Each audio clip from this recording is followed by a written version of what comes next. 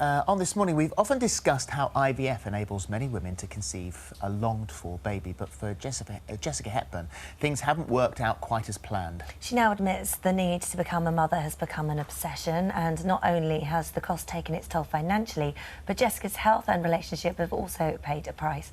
She shares these experiences in her new book, and she's here now. And thank you so much for being here and telling us your story today. It's a really important one, I think, because I think unless you're going through something like this, you don't really understand what it's like. That's right, yeah. Your story begins in 2004. It's Christmas time, you're 34 years of age and you're with your partner and you both talk about it. You decide, actually, you're ready to have a baby. Yeah, that's right. I mean, I think for many women of my generation, you know, we were encouraged to go to school, go to university, establish our careers in our 20s, and that actually in our early 30s was the right time to sit down and to think about having a family. So that's exactly what we did. And, you know, it was a really happy time initially. Yeah. And I had lots of friends that were going through exactly the same thing, and we would sit in the pub, discuss being yummy mummies together and talk about sort of going to baby yoga and feeding the ducks. And then gradually for me, you know, what was very sad was that, you know, one by one they got pregnant and I didn't. And that was the beginning of the story, really. Well, it becomes, when the time elongates, and you say in your words that it stopped being fun and intimate and it became stressful and mechanical. That's right, yeah.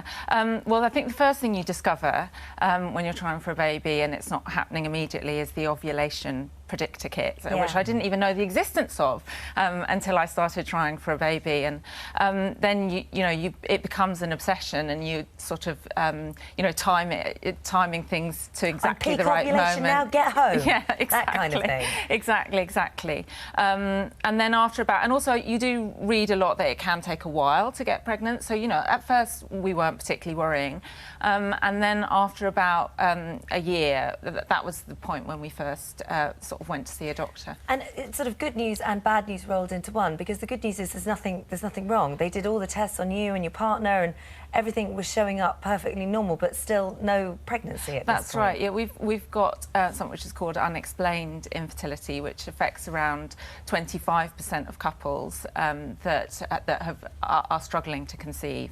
Yeah, so everything is in working order, which is certainly in our case and why one of the reasons why we've carried on as long as we have, because you know, things should be working properly, and indeed in my case I do seem to be able to get pregnant. Well, you looked into artificial insemination, and that actually was, for you, an unpleasant experience. Yeah, I mean, I think also, it sort of in the early days, I was very paranoid about the whole process, and I think you have to come to terms with this isn't how you imagine as a woman that you're going to make a baby. So the first experience was very difficult, and it was unfortunate because the hospital that we were in, they sort of forgot us, and then when they remembered, they sort of suddenly rushed us out into a corridor and sort of said, "Oh, we're going to have to treat you here," and I was sort of very nervous about the whole thing already. So in fact, I refused to go through it. Not in a corridor, surely. Yeah, no, in a corridor. I mean, they said they'd bring a few screens round and get up on the trolley and we'll whip it in. And I just thought, this isn't how I want to make a baby. Yeah. So you walked out at that point. You paid for the treatment. Yeah, but that's right. You didn't have it done. Yeah, and I didn't return to that hospital.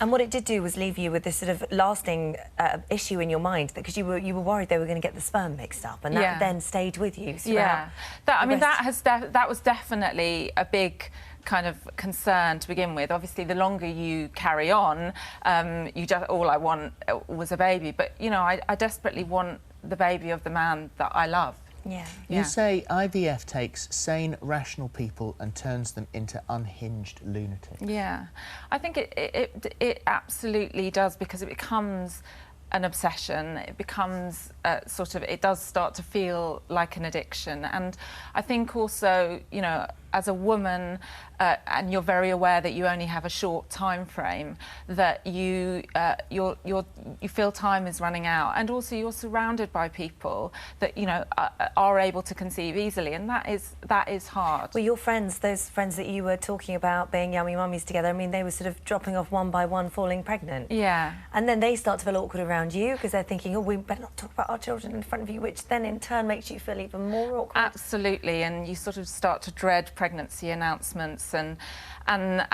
baby showers and christenings, and then of course, you know, it's really unfortunate for your friends because you know, they feel uncomfortable, and then they stop inviting you to things where they're going to be babies because they don't think you're going to enjoy it. And you know, it's a terrible situation on all sides. But you know, this is I mean, one of the reasons why I've written my book is that I feel that not enough is said about infertility, but it's kind of like a silent epidemic because so many people are going through this. I mean, I you know, I've had a long journey, but I'm not alone. You have had the ultimate and saddest tease, really, because you did become pregnant. And it was ectopic. And so the baby that you longed for and dreamed of, you had to get rid of. Absolutely. I mean, I've had several what are called biochemical pregnancies, which are very early miscarriages. I've had quite a late miscarriage, and I've also, yes, had an ectopic pregnancy that wasn't discovered until 3 months, which was very unfortunate and incredibly dangerous, actually. Yeah, for absolutely. You. And I was rushed into hospital and had to have the pregnancy terminated. This has also had a big effect on your relationship. Yeah, that's right. I mean, I think, and I've really, again, tried to be very honest about this in the book, because it really does drive relationships to very dark places. And in our particular circumstance, we did, in fact, after the ectopic, separate for a short while. Yeah, I think it is very, very hard. And I wanted to be really, really honest about that. And of course, some people don't survive it.